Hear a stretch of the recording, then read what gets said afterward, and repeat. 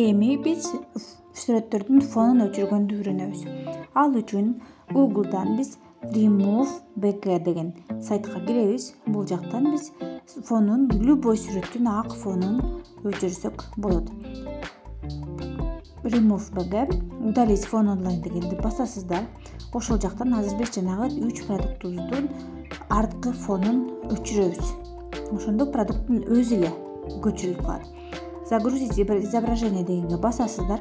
Галереяңыздан ошол шампуньдун сүрөтүн жүктөйсүздөр. Бул автоматически уже фонун өчүрөт. Фонун өчүргөндөн кийин эле ылдый жагынан скачать деп басып койсоңуздар, ошол сүрөтүңүздөр фону жок болуп, кайра силердин галереяңарга сүрөттөрүңөрдүн арасына көчүрүлүп калат. Ушундай эле 3 сүрөттү тең мына скачать деп бастыңар. Ушинтип эле 3 сүрөттү тең азыр аркасын өчүрүп салабыз.